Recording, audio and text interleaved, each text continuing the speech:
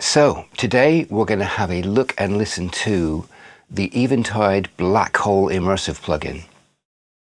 Now this is an upgrade from the original Blackhole plugin.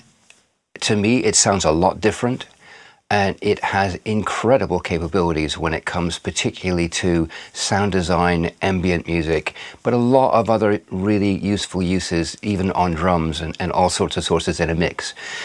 So this is YouTube, so I'm not going to be showing it to you in surround, I'm going to be showing it to you in stereo, but I think you could hear the amazing things it can do easily just in a stereo format. And I'm going to start by playing guitar through it so that you can hear what it can do in an ambient sound design context. It has some really quite amazing qualities and abilities. So let's have a listen. Creating these videos takes significant time and effort. So if you find them useful and interesting, and would like to support the channel, that would be really appreciated. And there are a range of things you can do. You can make a direct donation of any amount, buy some of my music, buy some merchandise, or become a monthly patron. Links to those options are in the video description below. So if you'd like to support the channel, I encourage you to have a look there and see what would work best for you. Thanks to anything you can do. It's always appreciated and really helps the channel keep going. And finally, click that like and subscribe button. Thanks.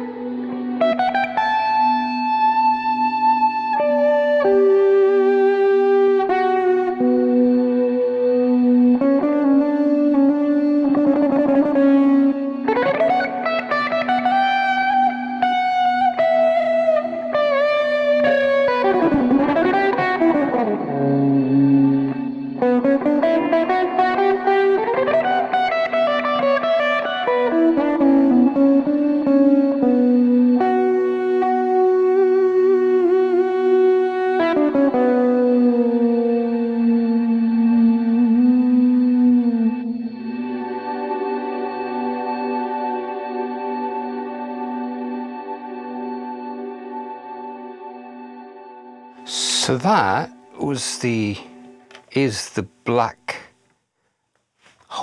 Immersive plugin reverb from Eventide. And as you can hear, it's a beautiful sounding reverb. Particularly, I mean, it's great sounding all round, but it's one of the things it's amazingly good at is this kind of soundscape ambient type of reverb. And what makes it so good at that is that it's able to just pull single notes out and sustain them. So if I don't have to even hold the notes for long, but if I just play a few notes, you can hear what I mean.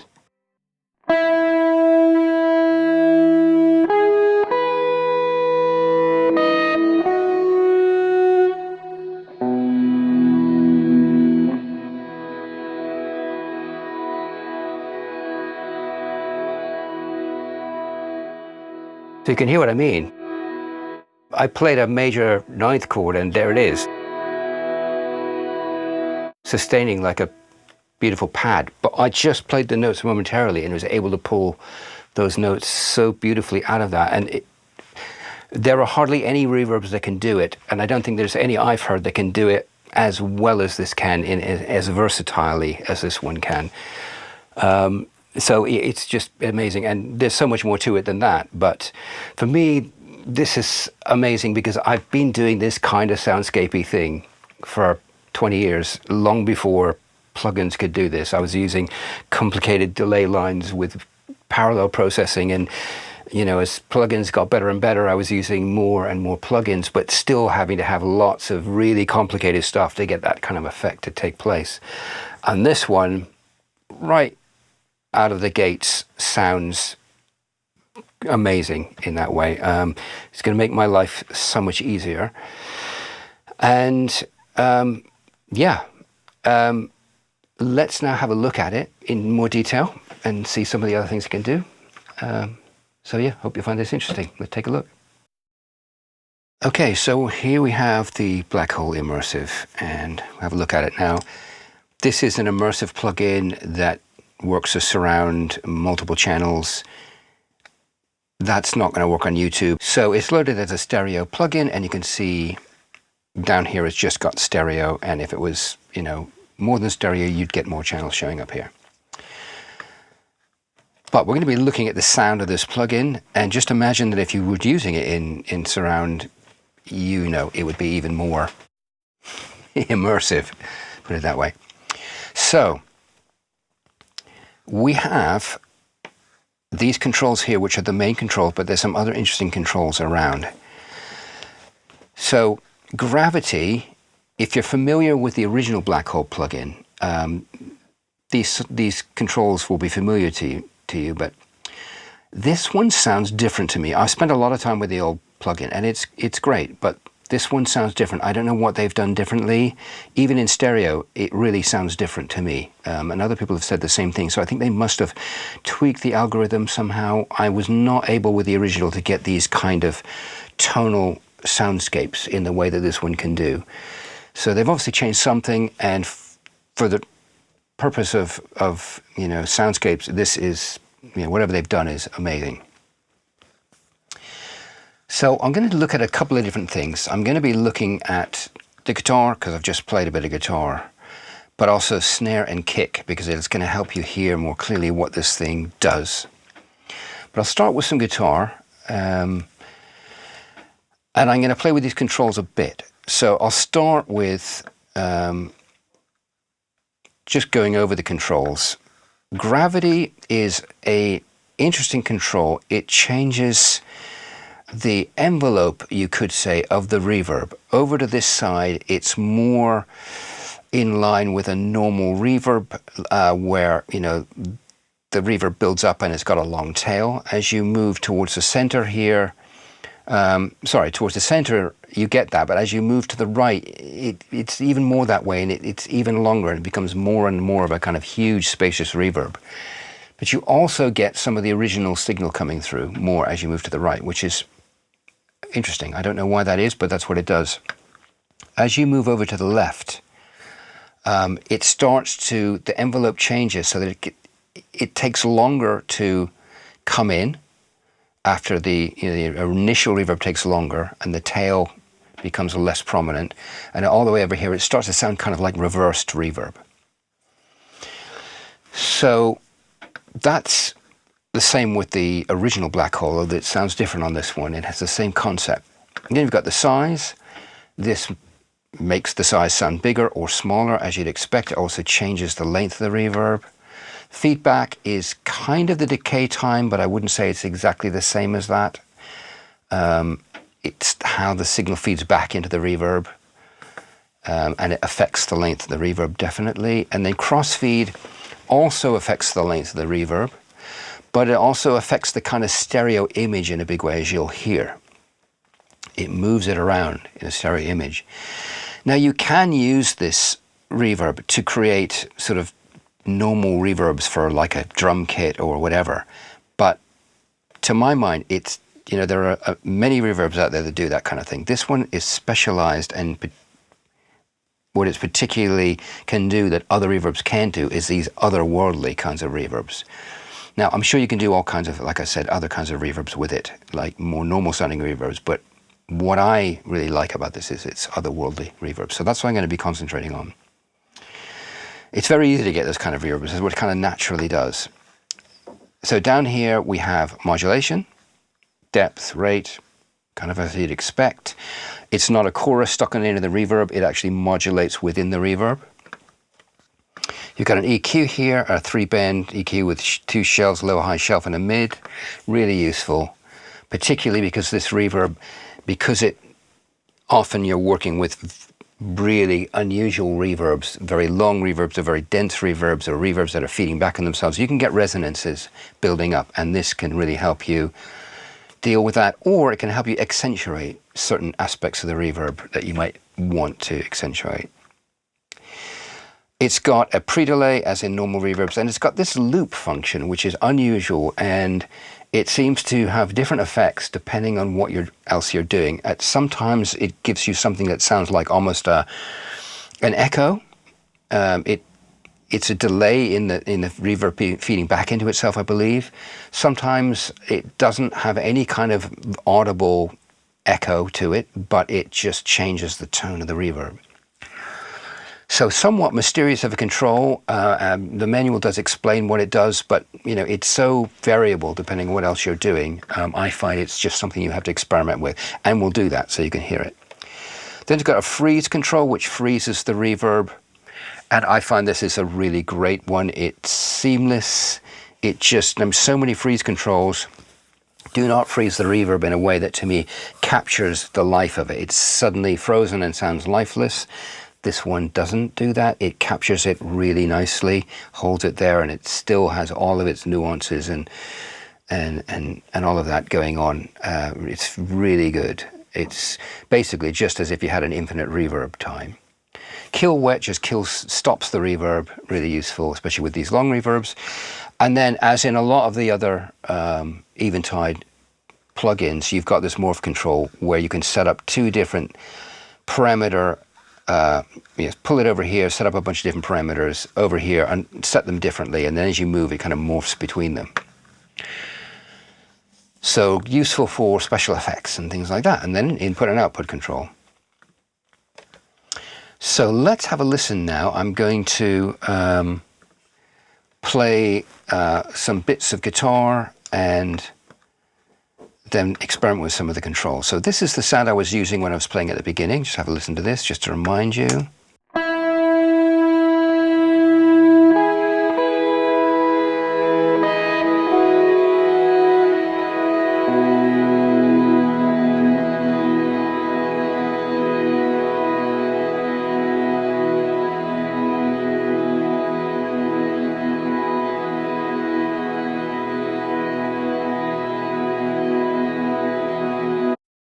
You hear how every note I played is in there sustaining. You can hear the whole chord perfectly. And the freeze, there was still all this movement going on in the reverb. Really brilliantly done. I've not heard another reverb that can do this. Most reverbs, when you try to have long delay times like that, you get a lot of what I'd almost think of as kind of noise content. You don't get the pure tones, and if you get some of the pure tone, you usually get a certain amount of fuzzy, kind of noisy stuff in there too. Which is nothing wrong with the reverbs that do that, because they're aimed at other things, not aimed at this kind of soundscapey, tonal soundscape area, and this one is, but there's some others that kind of go into this area, but this to me is just doing it so well. So now I'm going to move some things around. I'm going to move the size down and see what that's like.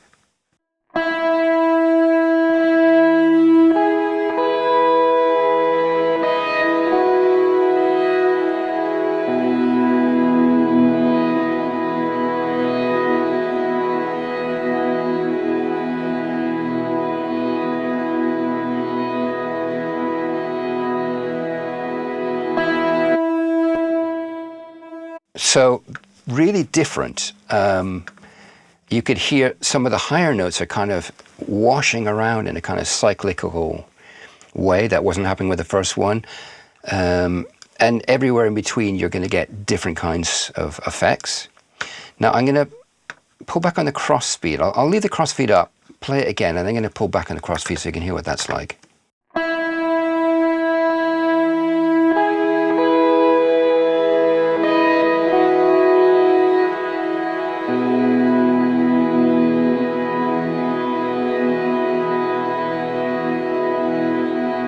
Okay, now back on the crossfeed.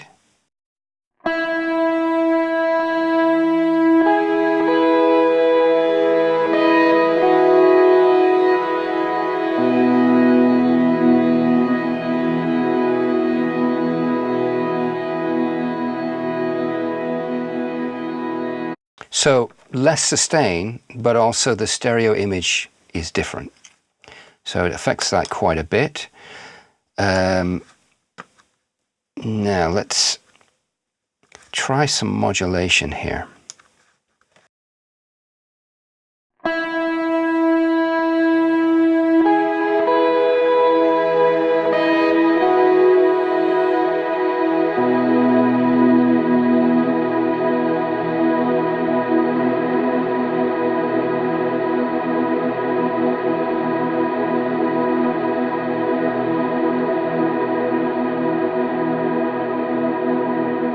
So all kinds of stuff going on there. Pull it down a little bit here. Actually, no, I'm going to pull it up a little bit and see what we get.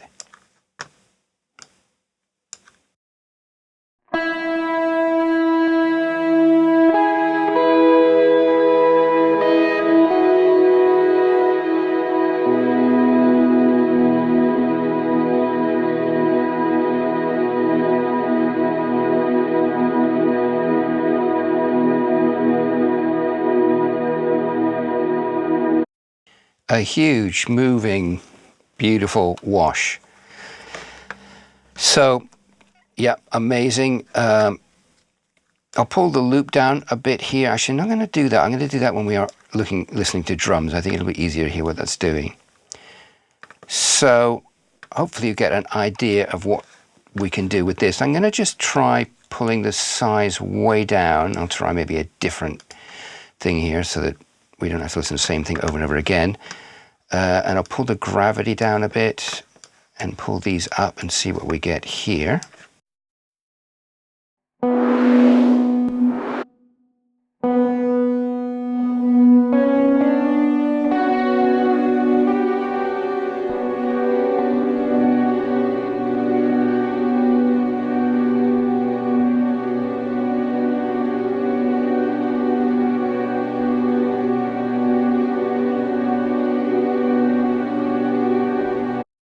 Nice. Pull the gravity down here and see what we're going to get. Maybe pull this back up.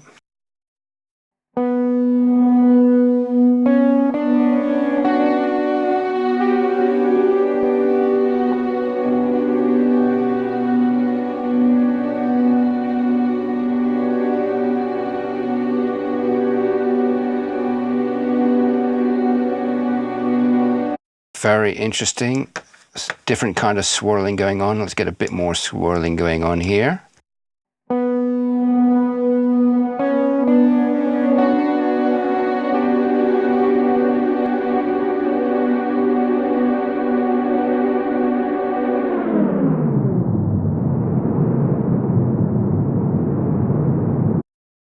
Nice, cool things happen when you move the controls. I'm not going to do that because there's endless different things that happen, but you can imagine the things that can go on. And if you start attaching these controls to the morph control and start moving that, you're talking about some seriously wild sounding stuff.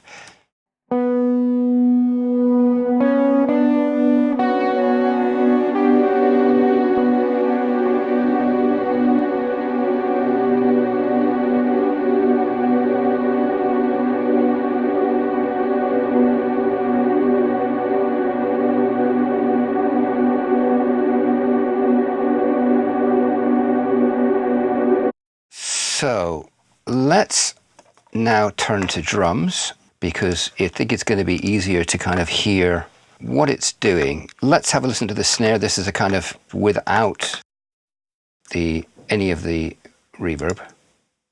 It does have some room on it naturally. So just so you know, and this is with the black hole. Now I'm going to pull up the size a bit. Feedback.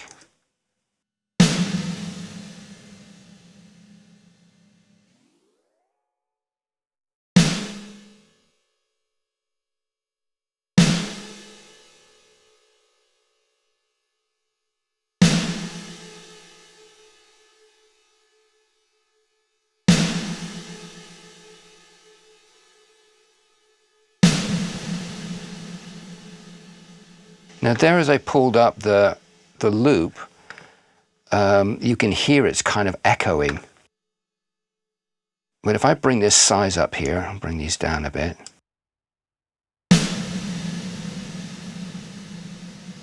you don't hear that echoing anymore. It's doing something different. And I find that this really kind of, it interacts with these controls in a way that's probably too complex to kind of explain, or at least I can't explain it.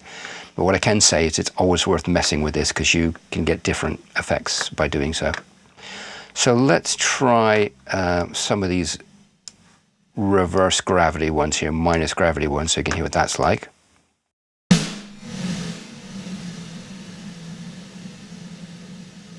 Let's pull this down.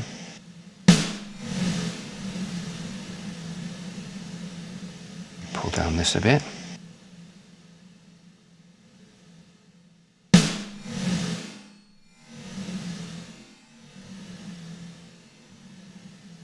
So you can hear that's kind of echoing it now, if I pull that down.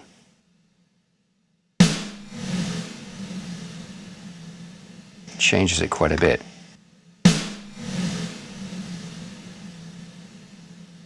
Move this up here a bit.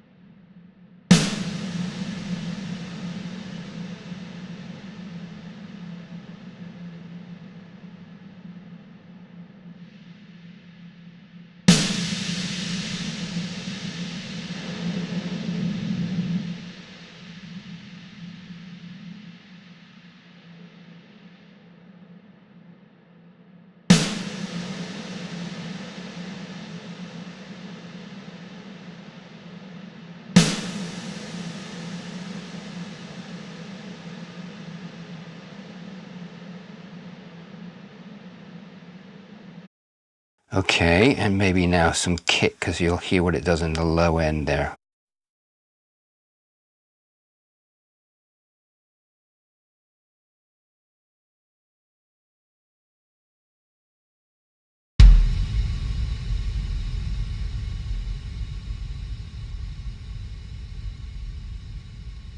Pretty amazing. Reverb.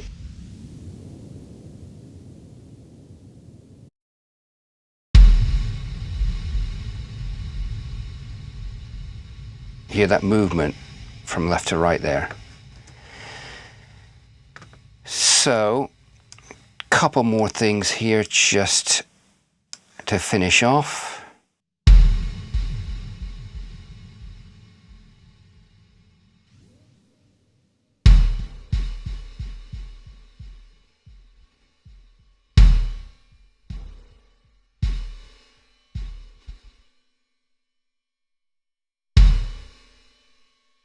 That's a nice effect. And then we'll finally maybe do a little bit more here.